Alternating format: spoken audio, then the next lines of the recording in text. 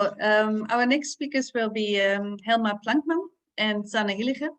Helma is a senior policy advisor at the headquarters of the Dutch Custodian Institution Agency, with a background as a psychiatric nurse and teacher trainer of both juveniles and adults in social skills training.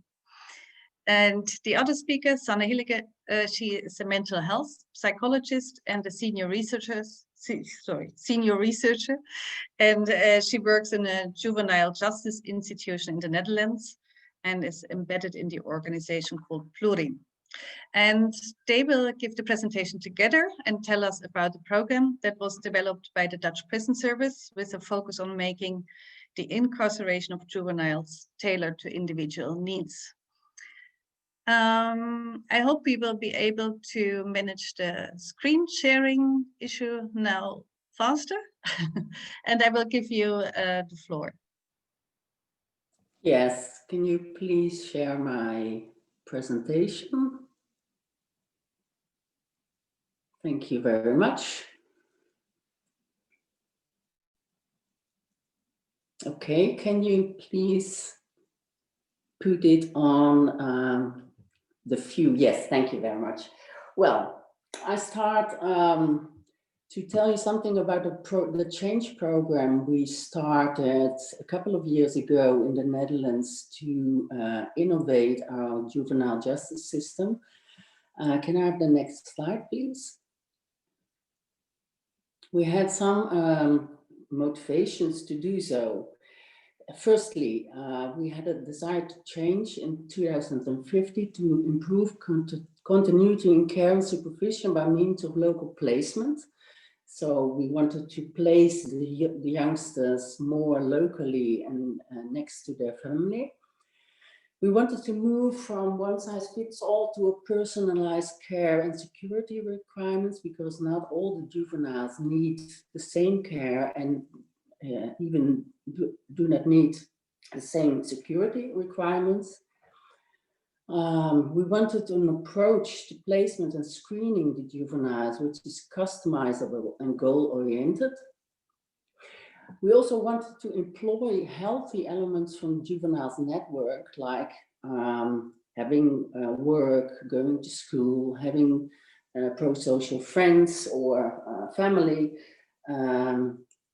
We wanted to use them, and we wanted to improve the collaboration between chain partners, including the municipality. Can I have the next slide, please? Some juvenile data from 2019 figures that the average age in our juvenile institutions is 17. So we have a lot of youngsters that are older than 18. Well, the length of stay, approximately 50% is flows out within a month. So we don't have much time in with most of the juveniles in the institutions. Approximately 70% lives at home before the incarceration. Approximately 70% have care contacts before they were incarcerated.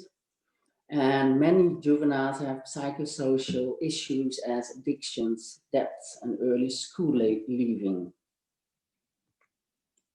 Can I have the next slide, please? Well, this next slide gives you a total overview of exploring the future of juvenile incarceration. That was the name of the program from 2015 to 2018. The objective was a robust future-focused environment in which the juvenile is the main focus and the approach surpasses chain boundaries and is sustainable. And of course, our overall goal is reducing the chance of reoffending. What we did, we had, of course, a few sub-goals. We wanted all the juveniles in the right place. What's needed in care, what is needed in high walls. The professional care focused on treatment, safety, and security. A good connection between forensic care and regular care. Fully integrated network of chain partners and flexibility in treatment methods and capacity. The capacity also was an aim because we saw, beginning in the period before 2015, that the number of juveniles entering our institutions was decreasing. So we started with a report. We had pilots on placement and screening. We had national facilities, but we also started local facilities. And all this experimenting ended in an advice, the future of juvenile incarceration. Can I have the next slide, please? We had 3 building blocks in this program: placement, screening, and a global integral plan. We started local facilities, small-scale facilities for a maximum of 8 juveniles in a semi-open setting. And next to that, we had national specialist facilities, high secure settings. And in this slide, you also see some numbers of incoming flow during the years. Can I have the next slide? Well, we had an experimental phase between 2016 and 2018. In this experimental phase, we opened small-scale local facilities with a lower security level in Amsterdam, Groningen, and Nijmegen. And we started pilots with integrated screening and diagnostics testing ground in Rotterdam, Breda, and also Groningen. And of course, we also had a task force for the national specialist facilities for incarceration of juvenile delinquents within high security settings. In these experiments, there were a lot of participants, like municipalities, the police, prosecution, the juveniles themselves, probation, education in schools, science, healthcare, and the Child Protection Agency. Can I have the next slide, please? Well, in 2019, of course, there was a huge report coming out of all these experiments. And on the 28th of June 2019, our Minister of Legal Protection, Sanne, made a decision to implement all the things we had from these experiments. His decision focused on a differentiated arrangements of security, care, and supervision. In order to achieve these, some measures had to be taken. Reducing the number of cells capacity for delinquent juveniles by closing down 2 correctional institutions for juveniles in a phased manner. So one is already closed now, and one will be closed in 1 January 2021. Introducing local facilities for the juveniles, so placement in local facility after a thorough screening and risk assessment. Local care partners for juveniles help, and clear involvement by the municipality of the township.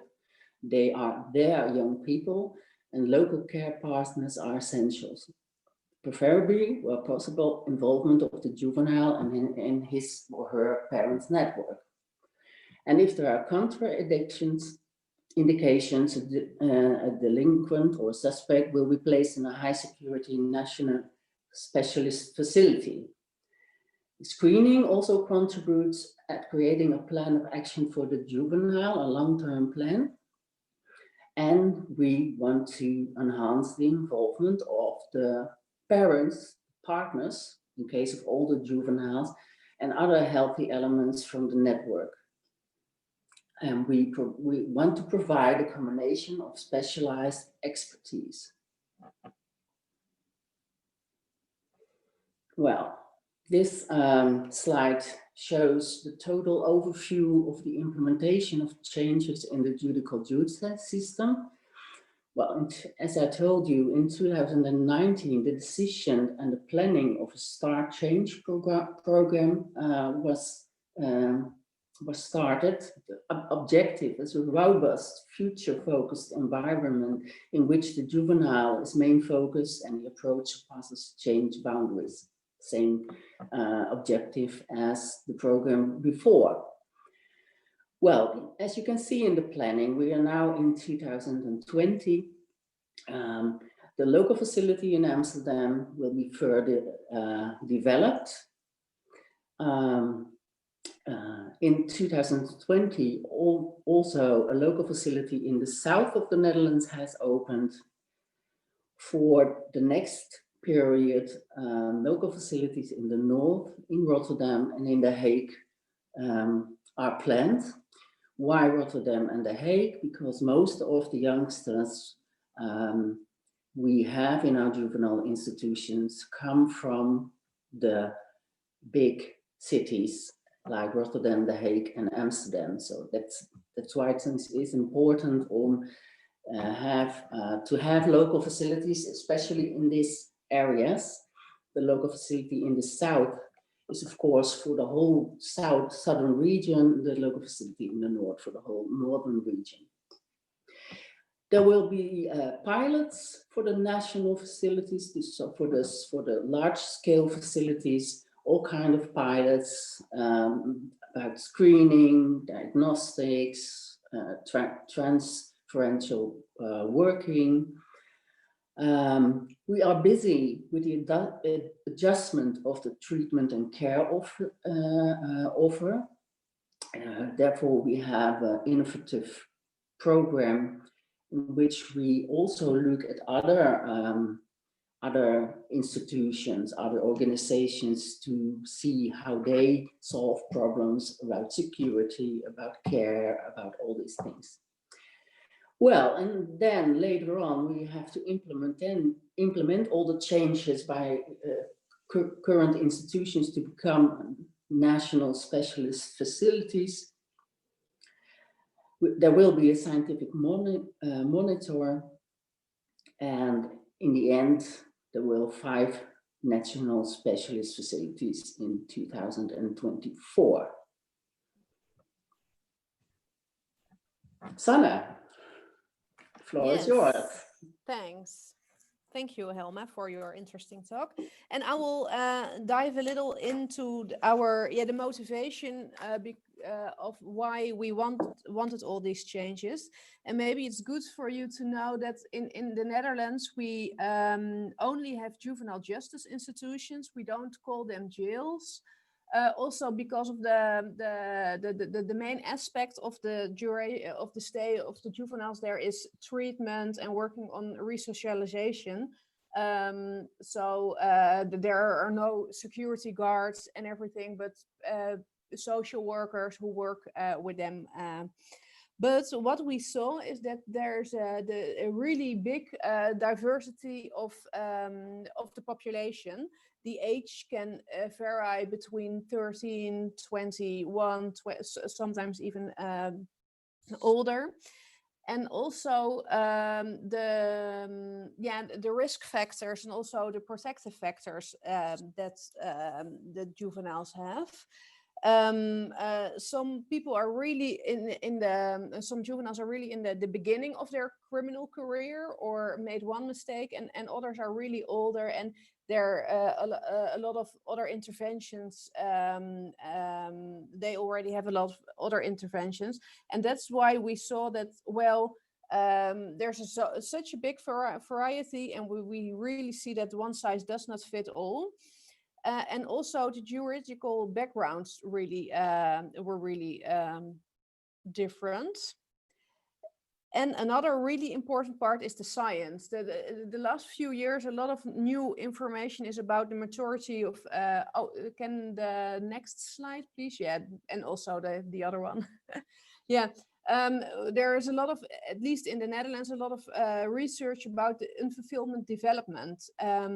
Are juveniles aged 16, 18, even 21, can you hold them criminal responsible?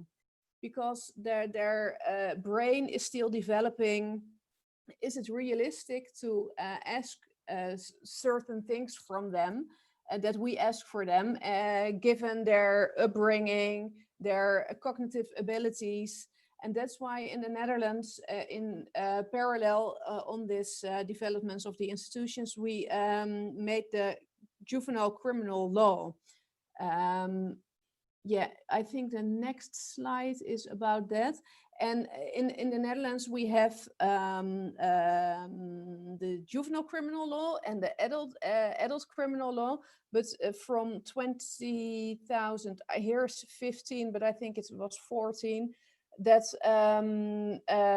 we have now an adolescent criminal law, and that makes it possible for experts to advise the courts for younger or even for older adolescents to say, well, the juvenile criminal law is more in place for these juveniles because of their cognitive abilities or psychiatric problems. And that's why we also see that the population in the juvenile justice institutions is older. As when they're age 22, still the juvenile criminal law can be in place for those juveniles. And in the Netherlands, the longest detention you can get is 2 years, but most of them have a mandatory treatment order that's up to 6 or 7 years. So if you count on, you can have juveniles that are like 27, maybe 28 in a juvenile justice institution. And that's a big challenge, because when they committed their offense, it was really in place to sentence them with juvenile criminal law. But when they're in the institution with also younger adolescents that are 16, they're developing in a different way, their autonomy, you cannot ask the same things from them. And that's why we all want more that we have the deprivation of liberty is more custom made. And we have a few challenges. What I told you, one of them, the next slide, please, is the older juveniles we see in our institutions.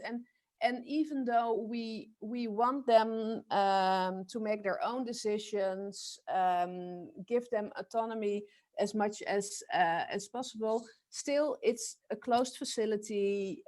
We open the doors, we give them food and everything. And when you see their age, it's not really they are possible to make other changes, other decisions.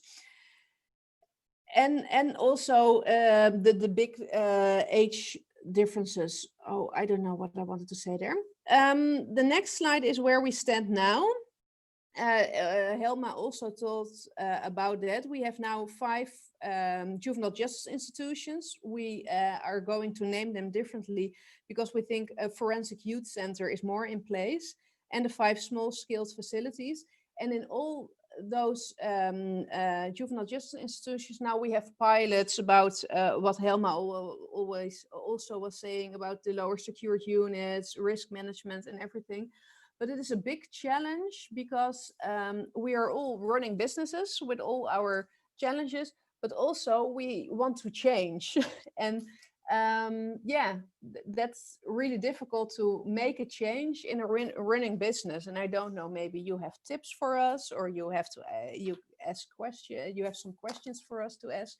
And I see there are now 10 more minutes, and it was the plan now for some questions. So I don't know if there are any questions for me or Helma.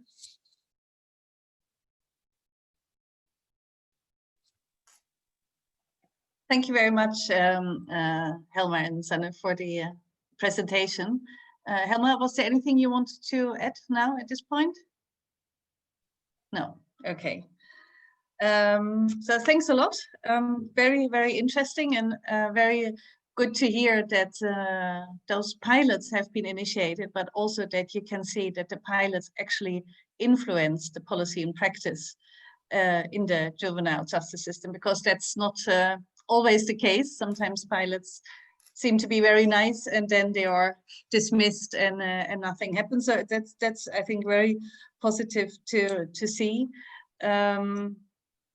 You mentioned that, or maybe let me ask another question, because we have discussed the importance of the child's or juvenile's voice before, which is mentioned basically in all the recommendations and guidelines. How did the actually users, how did the juveniles experience the system that you have piloted? Did you get responses on what they preferred? Yes, but I know there's a talk later on about the small scale facilities, and I think one of our colleagues is more able to answer that question, because she asked the youngsters what they found about the small scale facility. Okay, very good. Yeah. But they were really, I think that they were really happy that they could continue with their school, had more, their family was closer by and everything. But yeah, it's not made for all the juveniles. Yeah. Okay, I have some questions coming in here. You mentioned neurobiological interventions with juveniles. Could you elaborate a bit more about that? Yes, but there are still also pilots, and what you said with pilots there. I don't know, Helma, do you know? I know that we have like, it's not called a Fitbit, but with the heart rate and everything. But Helma, I think you can elaborate more on that. Yes, well, basically the pilot with neurobiological things is all about wearables. So we give some feedback to the youngsters about what Sanne mentioned, their heart rate, how do you function in certain environments, how do you function, can you predict using these wearables when you get angry or when you get aggressive. So it's a kind of feedback loop in these wearables. Is that clear enough? Yes, for me now. So if there's an additional questions, we will see it appearing on the chat. There's another one about whether juveniles below 18 years and over are separated from each other in the juvenile institutions. There isn't like a really strict boundary below and under 18, but we try to make a division also about some juveniles are more vulnerable and they were placed on other groups than the older ones. Yeah, but it's not really like the older ones in one group and the younger in the others, because some youngsters that are 14, they're really clever and harsh, and they fit more in a group for older juveniles. Yeah. Yeah, that sounds more like what you mentioned in a custom-made individual approach. So not saying separating by ages, but actually looking at the person and their specific needs. Yeah, and also not because now we sometimes also divide them on a problem or kind of offense, but we want to go more to what do they need from that's the social workers who work with them can give the same to every juvenile. And now sometimes it's like a sexual offender, the needs are sometimes different. So sometimes it's better to put a sexual offender with other juveniles. Yeah. Okay, thank you. There's a question on what types of risk assessment you use for juveniles. We use now the SAFRI and the SAPROF, and there's also some pilots about, I don't know what the name is, but to connect more the juvenile into the risk assessments. Yeah, but that are the main risk assessments we need now, we use now. Okay, thank you. There was a question from somebody from the Netherlands about the local facilities in the south. he or she thought that there was no facility in the south on the map. If there's only one in the south, where will it be, and will that be local enough is the question. So very specific. I think I saw one in the south, but I'm not sure. Helma. Yeah. It's now in Kadir and Keer, and it will be moved. I'm not sure, Sanne, do you know where it will be moved to? I think more near Eindhoven, because Kadir and Keer, that's where the Juvenile Justice Institution was, but that's really almost more in Belgium or Germany. So Eindhoven, that's more central south. Yeah. Okay, thank you. Very specific Dutch question. Another one, which is, I think, very interesting because it can make or break everything you do. The question is, what's going to happen if the government is changing, which will actually take place in the Netherlands next year? And as it is a long-term project, is there a guarantee to finish the project? Well, that's an interesting question, of course, because yes, of course, when you have another minister, he can, of course, say, I don't want small-scale facilities or such, but I think the chance that it will happen is quite small, because the whole program, the change program, is quite fixed in time and finances, and everything is already set for the coming years. So the minister should be very brave to change this whole program. Yeah. And I think the good thing we do is it's not just an idea because we like it better. We also, there's a lot of research. There's a lot of proof Yes. why this would work better. Yeah. I hope with you that your optimism is justified. Thank you. So we have one more question here. With the current lockdown situation, how do you think this will affect juveniles' mental state? And do you foresee any long-term effects? Yeah, that's a really difficult question, because we try to make life inside as normal as it was. Now they can go on leave. If they have work, they're still working. Only the social leaves is less. They cannot go all the time to their parents and everything. But it's, yeah, in a juvenile justice institution, they sometimes get lazy because everybody make the rules for them, and in a lockdown that's even more. So it's our challenge to give them a voice and to give them responsibilities. But yeah, I cannot really answer this question, but I think it's a big challenge, and it's also our responsibility to take care of that. And for example, what we saw with the lockdown, we don't want it, but when there are visitors, they bring drugs, or when they go on a leave, they bring drugs. So when there was a really lockdown, there were no drugs in the institution anymore, and you saw that the problems were they were really they were coping difficult with the lack of soft drugs. But it was also like a good moment to make other decisions and for them to stop using it. But that's one of the things that we saw. Yeah. But I don't know what maybe in another talk this will be, but I'm really wondering how also the other people from the other countries are dealing with this. Yeah. Yeah, you might hear more about that later today and tomorrow. And yeah, about this bringing illegal substances into closed institutions, that this went down. That was a tendency we noticed everywhere all over Europe. And that's for a reason, of course, because visitors couldn't come in anymore.